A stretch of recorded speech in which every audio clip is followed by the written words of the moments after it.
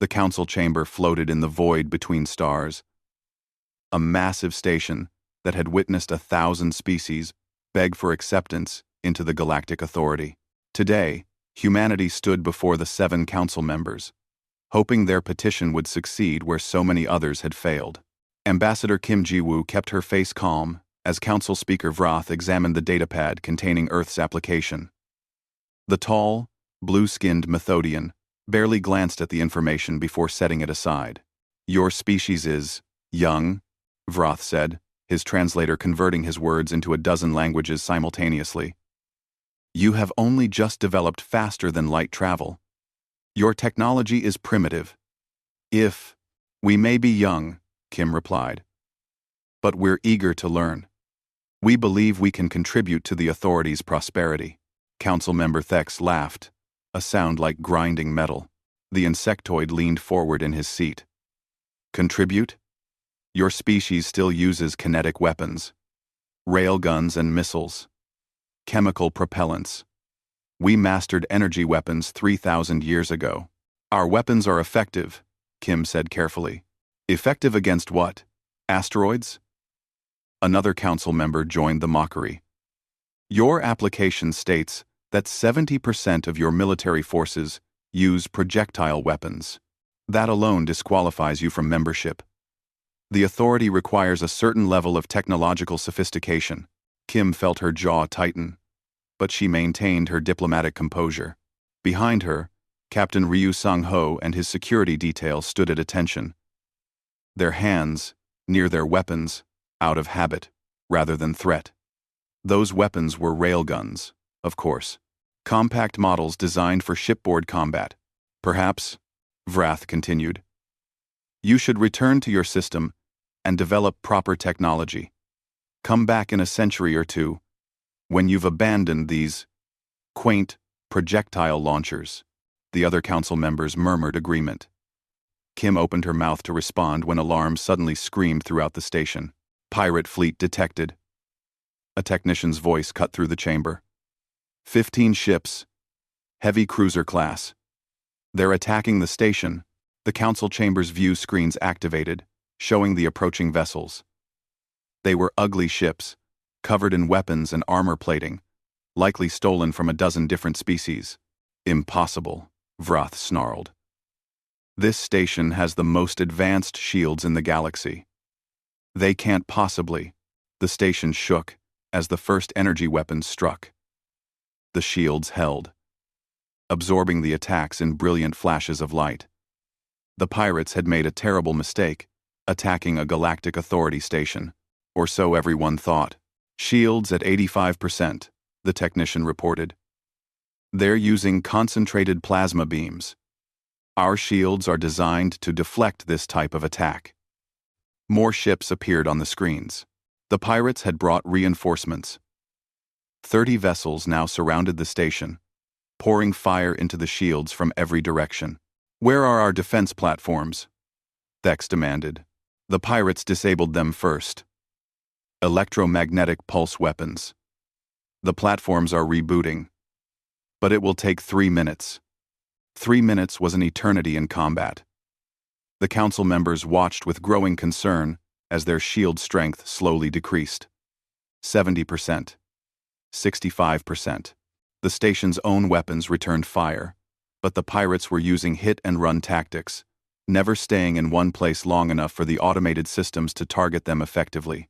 "Perhaps," Kim said quietly, "you could use some primitive help?" Vrath turned to her, his expression torn between pride and desperation. The shields dropped to 50%. At this rate, they would fail in less than 2 minutes. "Captain Ryu," Kim said, not waiting for permission. "Yes, Ambassador." Ryu tapped his comm unit. "This is Ryu to Soul's Hammer. We have hostile targets around the station. Weapons free. Make it quick." On the view screens, a human destroyer appeared, having followed the diplomatic shuttle at a discreet distance. It was a small ship compared to authority vessels, barely 200 meters long. The pirates ignored it, focusing their fire on the much larger station. That was their second mistake. The Soul's Hammer didn't use energy weapons. It used what humanity had perfected over centuries of warfare. Kinetic energy delivered at incredible velocities. The ship's railguns fired. There were no bright beams of light, no colorful plasma bolts, just solid tungsten rods, each weighing 20 kilograms. Accelerated to 30 kilometers per second, the first pirate ship exploded. The tungsten rod punched through its shield, which was designed to deflect energy, not solid matter, and continued through the hull, the reactor, and out the other side. The ship broke apart in a shower of debris. The second ship died just as quickly. Then the third. "What is happening?" Vrath demanded, staring at the screens in disbelief. "Kinetic weapons," Kim explained, watching as pirate ships began to panic and scatter. Their shields can't stop solid projectiles moving that fast. The energy required to deflect a physical object is much higher than what's needed to disperse a laser or plasma beam. The Soul's hammer continued firing with methodical precision. Each shot was calculated, targeted, and lethal. The railguns could fire every 8 seconds, and each shot destroyed a pirate vessel. The remaining pirates attempted to flee, but human weapons had impressive range. 15 seconds later, the last pirate ship broke apart under kinetic bombardment. The council chamber was silent. 30 pirate vessels, which had nearly breached the station's shields, were now nothing but expanding clouds of debris. The human destroyer had eliminated them in less than 2 minutes. "Your shields," Captain Ryu said, his tone respectful but firm, "are impressive against energy weapons. You've been fighting the same types of battles for so long that you forgot about other approaches." Thex's mandibles clicked nervously. "This was effective. This was necessary," Kim corrected. "We understand you consider our technology primitive. But sometimes, old methods still work. We learned this lesson the hard way, through centuries of conflict on our own world." Vrath studied the human ambassador with new eyes. Pride warred with practicality on his face. Finally, he spoke. "Your assistance is appreciated. However, the Council's decision stands. Humanity's application for membership is denied." Kim had expected this. Pride was a powerful force, especially when a species had ruled the galaxy for millennia. To admit that primitives had saved them would be too damaging to the authorities' reputation. "We understand," she said. "Perhaps we'll apply again in the future." As Kim and her escort left the chamber, she heard the council members beginning to argue among themselves. Through the partially open door, fragments of conversation drifted out. "Can't let this become public knowledge. Their weapons bypass our defenses completely. What if they decide to attack us? Must find a way to neutralize this advantage." Kim smiled slightly as the door closed. The Council had refused humanity's membership, but they had also revealed their fear. The galaxy's rulers had just learned that their supposedly invincible defenses had a fatal flaw, and that the primitive species they'd mocked possessed the weapon to exploit it. Back aboard the Soul's hammer, Captain Ryu joined Kim on the bridge. "That went well," he said dryly. "Better than expected," Kim replied. "We proved our point. Now we wait and see how they respond." She gazed out at the stars, at the vast galaxy that had just rejected humanity's friendship. The Galactic Authority would make a decision soon, she knew. Either they would accept humanity's strength and reconsider their stance, or they would try to eliminate the threat that primitive kinetic weapons represented. Kim suspected it would be the latter. Pride rarely accepted humiliation gracefully. "Prepare the fleet," she told Ryu quietly. "And tell Dr. Lee's team to accelerate their research. We're going to need every advantage we can develop." "The teleportation project?" "Yes. If the Authority comes for us, jump gates won't be enough. We need to be able to go anywhere, anytime, without their permission." As the human ships turned toward home, the Council chamber continued its emergency session, trying to decide what to do about the species that had just demonstrated the obsolescence of galactic military doctrine, with simple physics and metal rods moving very, very fast. 6 months after the Council's rejection, the Galactic Authority made its decision. They didn't attack Earth directly. Instead, they did something they considered far more effective. They cut humanity off from the galaxy entirely. Admiral Krenth commanded the blockade fleet from his flagship, the Righteous Authority. 200 warships surrounded every jump gate leading to human space. No ship could enter or leave without passing through Authority-controlled transit points. It was a strategy they had used successfully against rebellious species for thousands of years. They'll beg for readmission within a year, Krenth told his officers confidently. Once their economy collapses from lack of trade, they'll accept any terms we offer, including surrendering those kinetic weapons. The blockade was perfect, or it should have been. 3 months passed. Then 4. Then 5. The Authority monitored all communications coming from human space, expecting to intercept desperate messages, pleas for negotiation. Instead, they heard nothing. Silence. Perhaps they're already dying, suggested Krenth's second officer. Their last supplies running out. Perhaps. Krenth agreed, though he felt uneasy. Surely humanity would have attempted to break the blockade by now, if they were truly desperate. Then reports started coming in from the outer rim. Strange reports. The mining colony on Thresh 4 reported a human merchant ship had landed and offered refined metals at excellent prices. The governance of Thresh 4 was confused because they hadn't seen any ships arrive through their jump gate. The human ship had simply appeared. Krenth dismissed it as a sensor error. But then more reports arrived. Human ships trading on Kelmar Station. Human medical supplies arriving on the plague-stricken world of Ven. Human entertainment broadcasts suddenly available on a dozen frontier planets.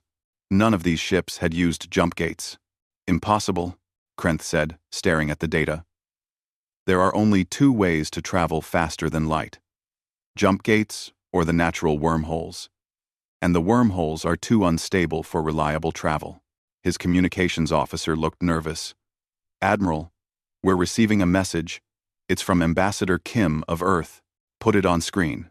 Kim Ji-woo appeared, looking just as calm and professional as she had 6 months ago. Behind her, through a viewport, Krenth could see stars.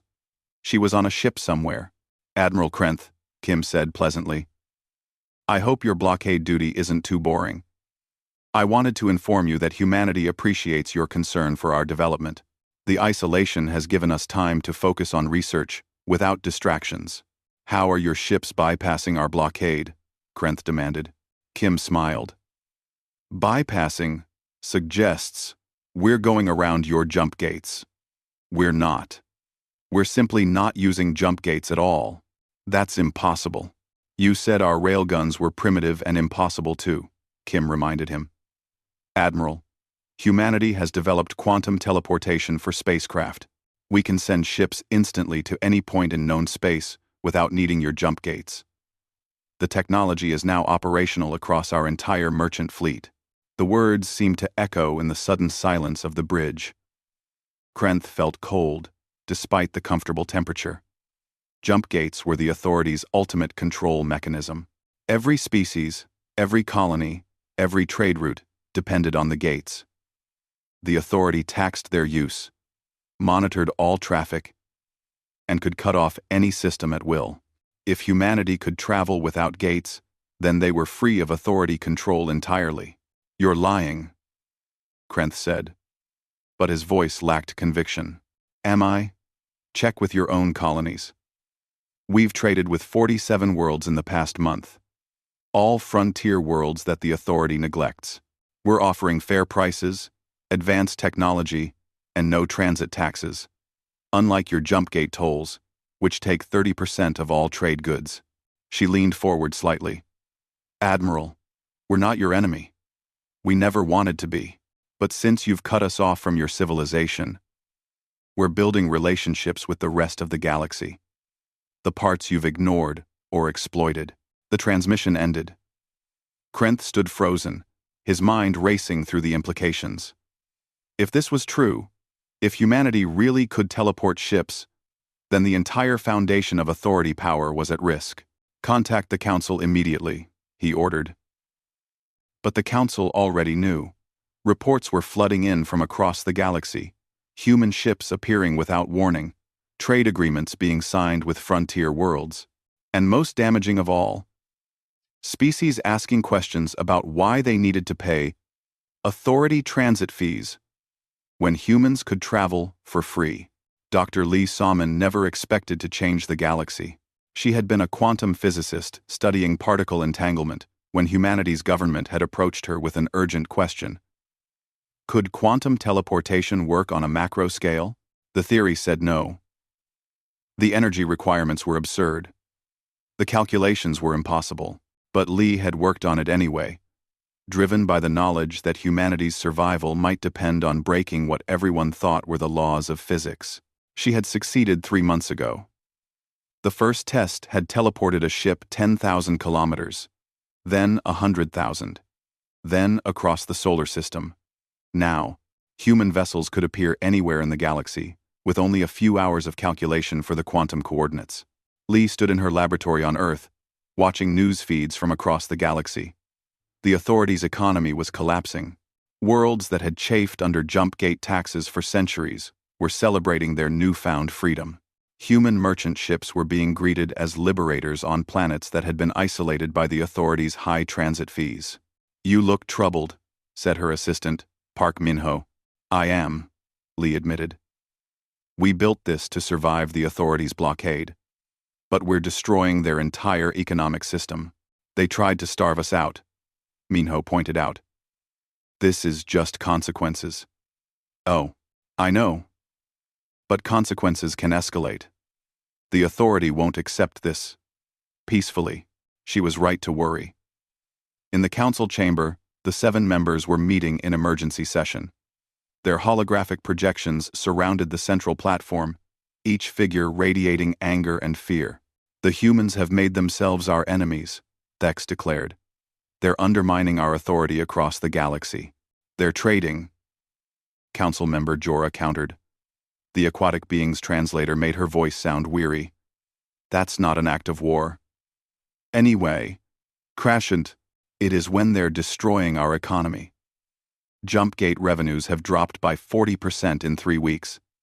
If this continues, we won't be able to maintain our fleet or our infrastructure."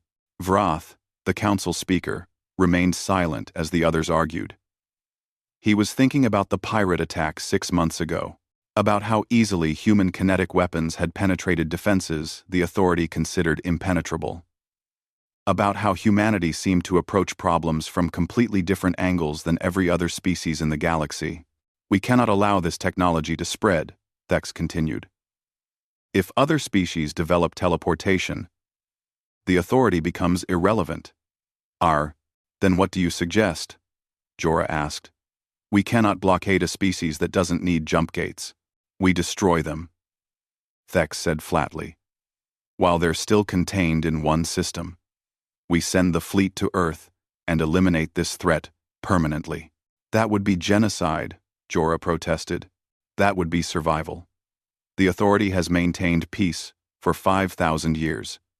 We cannot let one primitive species destroy everything we've built." The vote was close. 4 council members supported military action. 3 opposed it. But majority rule was majority rule. The order went out to Admiral Krenth. Abandon the blockade and prepare for a full assault on Earth. The authority would mobilize 60 capital ships, 400 support vessels, and enough firepower to crack a planet's crust. They would offer humanity one chance to surrender their technology and accept authority rule. If humanity refused, Earth would be destroyed as an example to the galaxy of what happened to species who challenged the established order. Aboard the Soul's Hammer, now patrolling near Mars, Captain Ryu received the intelligence reports. Authority ships were gathering at the nearest jump gate to human space. The formation could only mean one thing. "They're coming," he told Ambassador Kim over secure channel. "I know," Kim replied. She sounded tired. "Dr. Lee's people are working on defensive applications for the teleportation system. But we need time." "How much time?" Weeks we don't have. Ryu looked at the tactical display, at his small destroyer, and the few dozen other warships humanity had managed to build. Against the authorities' fleet, they would last minutes at best. Then we buy you time the only way we can, Ryu said. With railguns, and the hope that primitive weapons can shock them one more time. Kim was silent for a moment. Captain, if we fight them now, thousands will die. If we don't fight them, billions will die. Earth is our home. We defend it. As the Authority fleet began moving toward human space, as Dr. Lee and her team worked desperately to weaponize quantum teleportation, and as human warships took up defensive positions around their home world, the galaxy watched and waited to see if the primitives could possibly survive what they had unleashed. The Authority fleet emerged from the jump gate at the edge of human space like a swarm of metallic locusts. 500 warships, their hulls gleaming with the power of 1,000 worlds. Admiral Krenth watched from his command chair as sensors mapped the human system. 8 planets, scattered colonies, and one blue world that held humanity's entire civilization. Begin the approach, Krenth ordered. Standard intimidation formation. I want them to see exactly how outmatched they are. The fleet moved forward, each ship in perfect formation. This was how the Authority had always operated. Show overwhelming force, broadcast terms of surrender, and wait for the inevitable capitulation. Only twice in galactic history had species refused, and both times their worlds had been reduced to rubble within hours. Sir, we're detecting human ships, the sensor officer reported. 37 vessels, destroyer to cruiser class. They're forming a defensive line between us and Earth. Krenth almost laughed. 37 ships against 500? They're brave, at least. Open a channel to their flagship. Admiral Park Ji-hyun appeared on screen. She was older than Kim, with gray hair and eyes that had seen combat. Behind her, the bridge of her ship was clearly military, all efficiency and purpose. Admiral Park, Krenth said formally. I am Admiral Krenth of the Galactic Authority. Your species has violated interstellar law by developing strategic weapons without proper licensing. You have undermined the Authority's economic infrastructure and threatened galactic stability. We defended ourselves against pirates, Park replied calmly. We traded with worlds you were neglecting. These aren't crimes. The Council disagrees. You have 1 hour to power down your weapons, disable your teleportation technology, and prepare to receive Authority occupation forces. We will secure your technology and integrate your species into the Authority under supervised status. And if we refuse, then we will fire on your defensive fleet, destroy your orbital infrastructure, and render your planet incapable of spaceflight for the next 1,000 years. This is not a negotiation, Admiral. This is a statement of reality. Park was silent for a moment, her expression unreadable. Finally, she spoke. Admiral Krenth, has anyone ever told you that reality can change very quickly in combat? The channel closed. Krenth frowned. What did she mean by that? He got his answer 3 minutes later when his fleet attempted to advance, and Earth's defenses activated. They weren't ships. They were platforms. Hundreds of them in orbital positions around Earth. Each platform was small, barely 20 meters across, and they had been nearly invisible against the planet's background until they powered up. Unknown contacts, the sensor officer shouted, reading massive power spikes. There, the platforms fired. There were no bright energy beams, no missiles trailing exhaust, just solid projectiles moving at a significant fraction of light speed. The lead Authority ships simply ceased to exist. The railgun rounds, each weighing several tons and moving at 3% of light speed, struck with the force of tactical nuclear weapons.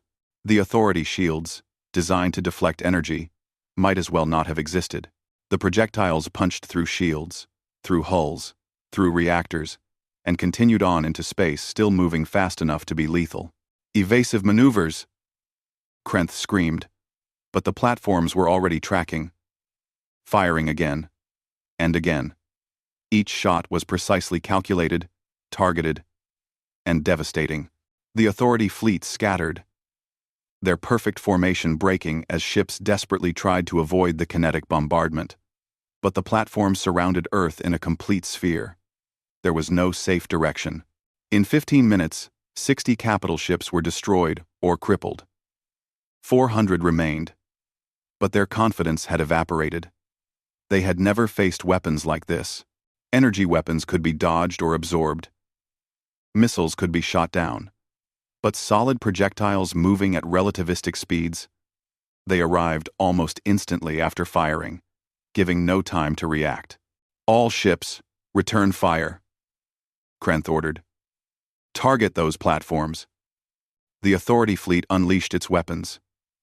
Plasma beams, lasers, particle accelerators. The platform's shields absorbed some damage, but they were small and lightly defended. Within minutes, dozens were destroyed. But humanity had learned from the pirate attack. The platforms were expendable, cheap to build, easy to replace, and crewed by automated systems. For every platform destroyed, human ships teleported another into position. The Authority was trading capital ships worth billions for platforms that cost thousands. Sir, we've lost 94 ships, the tactical officer reported, her voice shaking. We're losing 3 ships for every platform we destroy. At this rate, I can calculate the mathematics, Krenth snapped. He studied the tactical display with growing desperation. The human defensive fleet hadn't even engaged yet. They were simply watching as the platforms did the work. Then Admiral Park's voice came over all channels, broadcast in every language the Authority used. Admiral Krenth, you should stop attacking now. We don't want to kill anyone else. You attacked us. You invaded our system. We're defending our home. But we can demonstrate something that might change your perspective on this situation. On the tactical display, one of the human platforms disappeared. Krenth's sensor officer frantically tried to track it, then gasped. Sir, that platform just appeared 300 meters from our bridge. It's facing us. Weapons charged. Krenth stared at the image on his screen. The platform floated in space right outside his flagship, its railgun pointed directly at his command center. At this range, his shields wouldn't matter. One shot would kill everyone on the bridge. You see, Admiral, Park continued, we can put our weapons anywhere. Next to your flagship, inside your formation, surrounding your vessels. We have teleportation technology. We can appear anywhere, anytime, and you cannot stop us. The platform outside Krenth's bridge powered down its weapons and disappeared, teleporting away to rejoin the battle. The message was clear. Humanity could have killed him easily, but chose not to. I'm going to offer you the same choice you offered us, Park said. Withdraw your fleet, or we will destroy it. You have 1 hour. Krenth felt his pride warring with survival instinct. The Authority had never retreated from a battle. But this wasn't a battle. It was a massacre. 100 ships gone, and humanity's main fleet hadn't even fired a shot yet. Council is demanding a status report, his communications officer said quietly. Tell them the truth, Krenth said bitterly. Tell them we're losing. Back on the council chamber station, the 7 members watched the battle through remote feeds in horror. This was supposed to be a simple subjugation. Instead, they were watching their fleet get systematically destroyed by weapons they couldn't defend against, and targeting systems they couldn't evade. We need to send reinforcements, Thex insisted. To what end? Jorah asked. So humans can destroy more of our ships? They've proved their point. We cannot win a conventional battle against enemies who can teleport weapons anywhere they wish. Then what do you suggest? Surrender? Negotiation? Before more beings die unnecessarily, Vrath watched the feeds in silence. He was remembering his first impression of humanity as primitive, remembering his dismissive rejection of their technology. Railguns had seemed laughable. Kinetic weapons were ancient history for civilized species. But humanity had turned ancient history into modern devastation. They had taken the oldest form of warfare, throwing rocks, and perfected it to such a degree that advanced shields were useless. And now they had combined those primitive weapons with the most advanced transportation technology the galaxy had ever seen. "Contact Admiral Krenth," Vrath said quietly. "Order him to withdraw the fleet." "Speaker Vrath," Thex began to protest. "Now." Vrath's voice carried the weight of 5,000 years of authority rule. "We are losing this battle. And worse, we are proving to every species in the galaxy that the authority can be defeated. Each ship we lose here is a symbol of our weakness. We withdraw, we regroup." The order reached Krenth, and for the first time in his military career, he gave the command to retreat. The authority fleet began pulling back toward the jump gate, moving cautiously, expecting the humans to continue their attack. Instead, the platforms simply stopped firing. The human fleet maintained their defensive positions, but made no move to pursue. They were letting the authority leave. "Why aren't they attacking?" Krenth's tactical officer asked. "They have us at their mercy." "Because they're not conquerors," Krenth realized. "They're defenders. They only wanted us to leave." As his battered fleet limped back through the jump gate, Krenth looked at the casualty reports. 100 ships destroyed.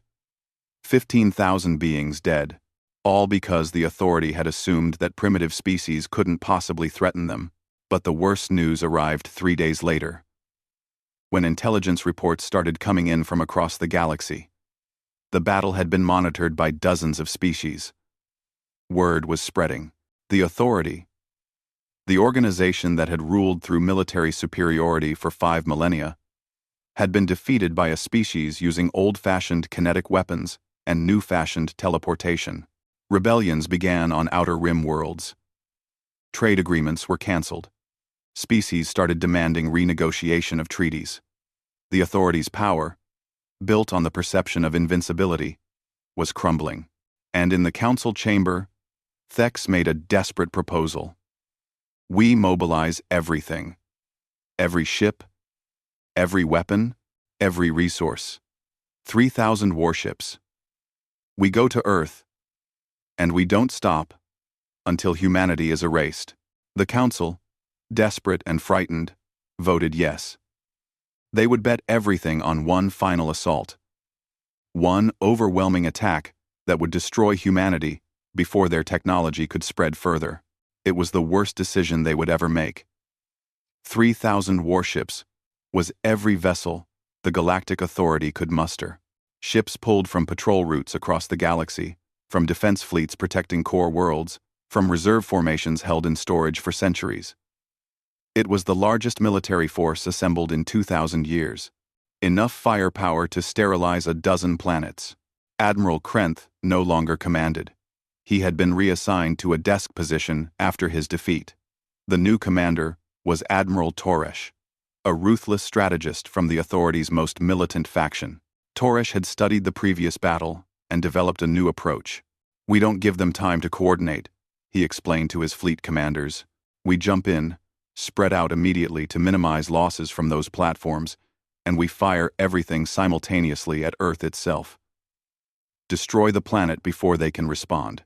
It's brutal, but it's necessary." The fleet moved through jump gate after jump gate, getting closer to human space. Every authority species watched the news feeds. Every frontier world held its breath. This would determine the galaxy's future. Either the authority would reassert its dominance through overwhelming force, or humanity would prove that even the largest military in known space could be defeated. On Earth, Dr. Lee Salmon looked at the sensor data with exhaustion. She hadn't slept in 3 days. 3,000 ships. We have maybe 200 platforms left, and 40 warships. We can't win this through conventional combat. Ambassador Kim stood beside her in the orbital command center. "Can we evacuate the planet?" "Not enough time.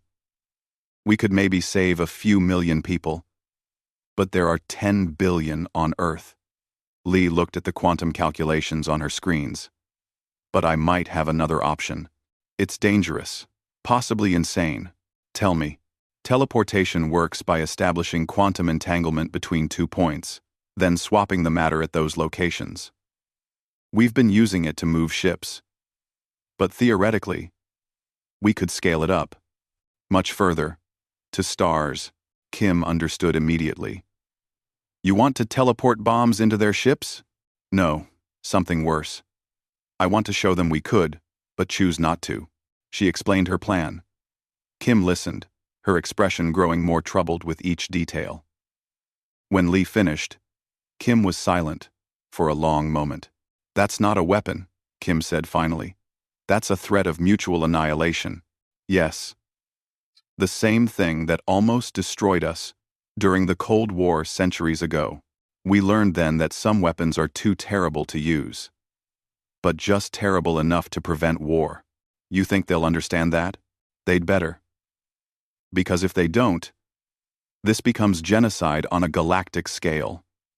2 days later, the Authority fleet arrived at Earth. Admiral Toresh watched his tactical display with satisfaction as his ships emerged from the jump gate and immediately dispersed in all directions. The human platforms were there, ready to fire. But with targets spread across millions of kilometers, the platforms could only engage a fraction of his fleet. Charge all weapons, Toresh commanded. Target the planet. On my mark, we fire everything. That's when the human ships appeared. Not just the 40 warships that had been detected earlier. Hundreds of ships, appearing in formation around the entire Authority fleet. Not attacking, just surrounding them. What is this? Toresh demanded. Where did all these ships come from?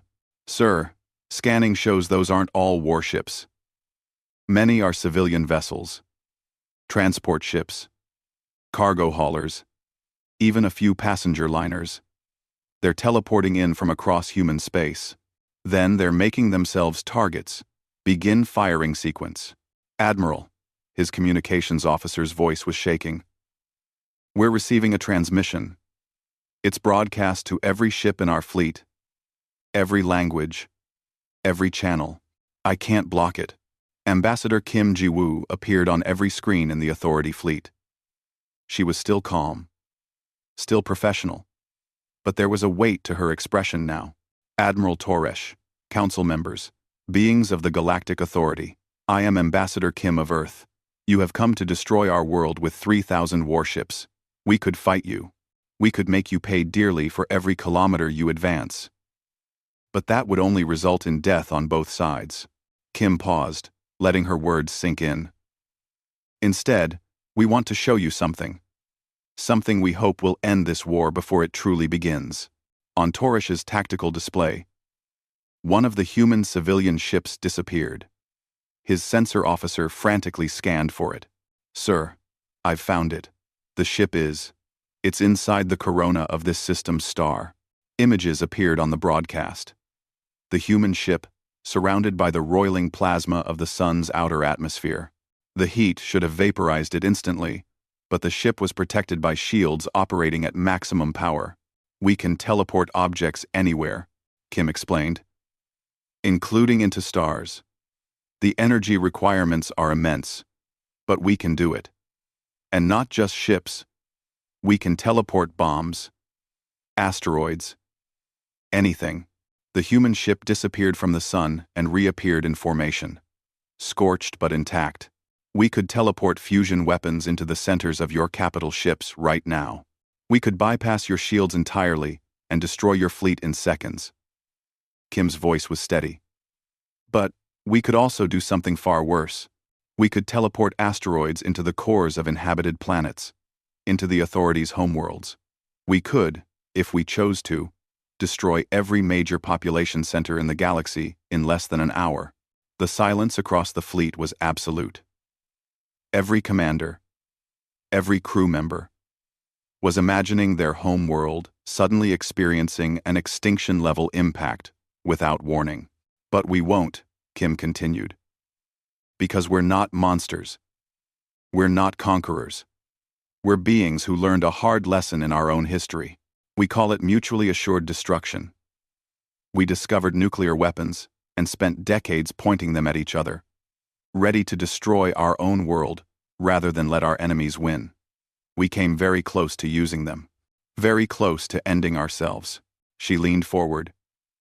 We learned that some weapons are too powerful to use. That survival doesn't come from having the biggest gun, but from choosing not to pull the trigger, from finding peace instead of victory. Admiral Park appeared beside Kim. To prove our intentions, we're going to demonstrate something. Right now, we're teleporting an inert railgun round onto the bridge of Admiral Toresh's flagship. It will appear, it will pose no danger, and it will simply exist as proof of what we could have done. On Toresh's bridge, reality seemed to shimmer. A tungsten rod, 1 meter long and 20 centimeters in diameter, appeared in the center of the command deck. It hovered there, held by the same teleportation field that had placed it. The officers stared at it in horror. If that round had been moving at combat speeds, everyone on the bridge would be dead. The flagship would be destroyed, and humanity had placed it there with surgical precision. This could have been an explosion, Kim said. This could have been the death of your fleet. But it's not. It's a choice we're making. The choice to show restraint instead of revenge. The railgun round disappeared, teleported away. Here are our terms, Kim stated. The Galactic Authority will dissolve its central government. Every species will govern itself freely. The Authority's military forces will be reduced to defensive fleets only. And humanity will share both railgun and teleportation technology freely with every species that wants it. Unacceptable, Torres shouted. You cannot dictate terms to us. We're not dictating, Kim replied. We're offering. Because the alternative is that we demonstrate our weapons on uninhabited systems. We teleport asteroids into dead planets and show the galaxy exactly what we could do to living worlds. Then every species will demand that the Authorities surrender anyway, but only after they've seen the horror of what teleportation warfare means. On the Council Chamber Station, the 7 members watched the broadcast in shock. Thex wanted to continue the attack, but even he could see the futility. If humanity could teleport weapons anywhere, no defense would work. No shield could stop an asteroid appearing inside a planet's core. No fleet could protect against bombs that materialized directly onto their bridges. They've weaponized instant transportation, Jorah said quietly. Every species with this technology becomes nearly invulnerable and impossibly dangerous, which is why we must, Thex began. Accept their terms, Vrath interrupted. He looked old suddenly, the weight of millennia showing in his posture. They're right. This weapon is too powerful, and they're choosing not to use it. That shows more wisdom than we've demonstrated in 5,000 years of rule. The vote was close again, but this time, the council agreed to negotiate. Admiral Toresh, furious but outmatched, was ordered to stand down. In the weeks that followed, the galaxy watched as the Galactic Authority dismantled itself. It wasn't a fast process. Treaties had to be rewritten, governments reorganized, military forces redistributed, but slowly, the authoritarian empire that had ruled for so long transformed into a loose confederation of independent species. Humanity shared its technology freely, as promised, but they also shared their history, the Cold War, the nuclear standoff, the decades spent on the brink of self-annihilation and the lessons learned from pulling back from that edge. We're giving you weapons that could destroy worlds, Ambassador Kim told the new Galactic Confederation's first assembly. We're trusting you with power that could end all life in this galaxy. We do this because we believe every species deserves the freedom to defend themselves and the responsibility that comes with that power. She paused, looking at the representatives from hundreds of species. But we also give you a warning from our history. The beings who survived weren't the ones with the most powerful weapons. They were the ones wise enough to choose not to use them. Remember that. Please. As the assembly dispersed, Dr. Lee found Kim in a quiet observation deck. Do you think they'll listen? Lee asked. Will they learn from our mistakes? Kim gazed out at the stars. At the galaxy, humanity had changed forever. Some will, some won't. That's the nature of intelligence and free will. All we can do is give them the tools and the wisdom and hope it's enough. And if it's not, then we'll be there, not as conquerors, not as rulers, but as the species who learn to be strong enough to choose mercy, and we'll remind them of that choice whenever they forget. 2 years passed. The galaxy transformed in ways that would have been impossible under the old authorities' rule. Species that had been isolated for centuries now traded freely. Technologies were shared. Scientific discoveries accelerated as different perspectives combined to solve problems no single species could tackle alone. The former authority species adapted to independence with varying degrees of success. Some thrived. Others struggled with the responsibility of self-governance. But none starved. None were abandoned. Humanity's promise to share their technology had extended to helping build the infrastructure for a new kind of galactic civilization. Captain Choi Mina commanded the human cruiser Incheon's Pride, patrolling the outer rim near the Kelmar sector. It was routine work, showing the flag, assisting traders, and generally proving that humanity's promises of protection weren't empty words. "Captain, we're receiving distress calls," her communications officer reported. "Multiple systems. The signals are. They're terror. Just screaming." Mina felt her blood chill. "Put it on, speaker." The bridge filled with sounds of panic. Explosions. The static of dying transmissions. And underneath it all, a sound that wasn't mechanical. It was organic. Chittering. Hungry. "Kelmar Station is under attack," the sensor officer said, her voice shaking. "Unknown hostiles. I'm reading. Captain, I'm reading thousands of ships. They're not like anything in our databases." Mina pulled up the sensor feed and felt her stomach drop. The ships were biological. Grown, rather than built. They moved like insects, swarming in coordinated attacks that overwhelmed defensive systems through sheer numbers. And they were spreading fast, system to system, consuming everything in their path. "Get me the Confederation Council," Mina ordered, "and prepare to jump to Kelmar Station. We need to see what we're dealing with." The Incheon's Pride teleported into the Kelmar system and found horror. The station was burning. Colony ships were fleeing in all directions while the swarm pursued them. The alien vessels, each about the size of a fighter craft, attacked in waves of hundreds, tearing through shields with biological weapons that seemed to eat through metal. "All weapons, fire at will," Mina commanded. "Target priority, protect the civilian ships." Her railguns opened fire. The kinetic rounds tore through the swarm ships easily. They had minimal armor, but for every 10 destroyed, 20 more appeared. The swarm didn't retreat, didn't hesitate. They just kept coming. "We're getting reports from all across the rim," communications reported. 17 systems under attack. The swarm is coming from outside the galaxy. They're calling themselves the Kryn, and they're not interested in talking. In the emergency council meeting, species representatives spoke over each other in panic. The Kryn swarm had appeared at multiple entry points simultaneously, suggesting a coordinated invasion from intergalactic space. Their numbers were estimated in the millions of ships, and they seemed focused on consuming biological matter and resources. "We need the authorities' fleet," one representative insisted. "The authorities' fleet doesn't exist anymore," another replied. "We disbanded it. Remember? Each species maintains their own defense forces now. Then we're doomed. We can't fight this without unified command." Crove. Ambassador Kim, now serving as Earth's representative to the Confederation Council, stood up. "You're right that we can't fight this the old way. But we don't need the old way. We have something better." She activated a display showing the swarm's movements. "The Kryn are attacking everywhere at once because they expect centralized defenses.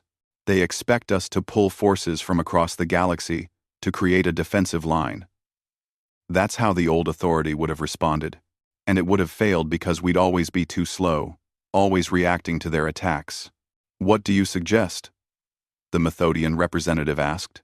We do what humanity has taught you. We use teleportation. Every species contributes ships.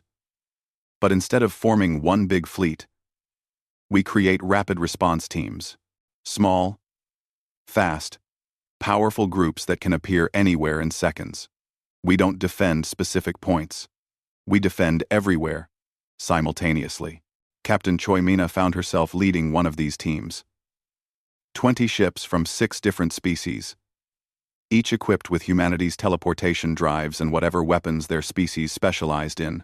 The Methodian vessels had powerful energy weapons. The Threshen ships were masters of electronic warfare. The humans, naturally, brought railguns. This is Mina to all ships, she broadcast. We've received coordinates for a colony under attack in the Venn system.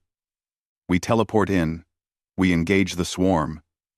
We protect the civilians. Don't try to destroy every enemy ship. That's impossible.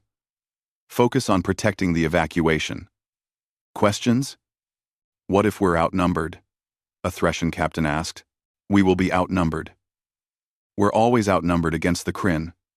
But we have something they don't. We can be anywhere. Fight smart. Not long. Save lives. Then jump to the next crisis. They teleported to Venn and found a nightmare. The Kryn swarm covered the sky. Millions of biological ships attacking the colony's domes. Mina's team appeared in formation and opened fire immediately. The railguns were devastating against the lightly armored swarm ships. The Methodian energy weapons carved paths through the clusters, and the Threshen electronic warfare disrupted the Kryn's coordination, causing their swarms to break into confused fragments. Evacuation ships are launching, Mina's tactical officer reported. We need to cover them for 3 minutes. 3 minutes was an eternity against the Kryn. Mina's shields took hit after hit from biological weapons that burned through energy barriers. Her hull showed scorch marks, but she held position, her railguns firing continuously, buying time for the civilians below. When the last evacuation ship cleared orbit, Mina gave the order to jump. Her team teleported out, leaving the Kryn swarm behind, appearing 2 systems over where another attack was underway. This became the pattern. Jump in, fight, protect, jump out. Across the rim, dozens of rapid response teams operated the same way. The Kryn couldn't adapt. They were used to enemies that held position, that defended territory. These new defenders were ghosts, appearing and vanishing, always where they were needed most. Dr. Lee watched the battle reports from Earth and noticed something important. The Kryn ships are biological. They need resources, food, and they're consuming less than they should be. What do you mean? Ambassador Kim asked. Look at the systems they've attacked.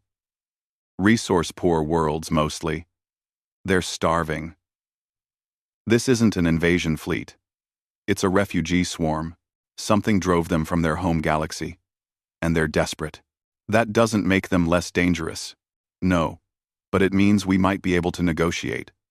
If we can show them we're not prey, that we can defend ourselves, they might accept a different solution. Kim brought this theory to the council. Most representatives were skeptical, but they authorized an attempt. Captain Mina was chosen for the mission because she had fought the Kryn more than anyone else. Mina's ship approached a Kryn swarm cluster carefully, weapons powered down. She broadcast on all frequencies, using mathematical principles that any intelligent species should understand. Patterns, universal constants, an attempt at communication. For hours, there was no response. Then, the Kryn ships began to pulse with bioluminescence. Patterns. They were talking back. It took weeks to establish real communication. The Kryn didn't use language the way other species did. They thought collectively, communicated through chemical signals and light patterns. But slowly, a picture emerged. The Kryn had been driven from their home galaxy by a stellar disaster. A gamma-ray burst had sterilized their worlds. Billions had died. The survivors had fled in desperation, searching for new resources, not understanding that this galaxy was already inhabited. They see us as competing organisms in their territory, Lee explained, after studying the communication logs. They don't have a concept of diplomacy, but they do understand strength and adaptation. Ambassador Kim met with the Kryn representatives' massive ships that contained their collective consciousness in neutral space. The conversation was strange, mediated through computers translating chemical signals to language and back. "Your swarm is strong," Kim broadcast. "You fight well. But this galaxy is already inhabited. We defend our territory." The Kryn response came slowly. "Territory contested. Strong survive. Weak consumed. Yes. And we have proven we are strong. We can appear anywhere. We can strike without warning.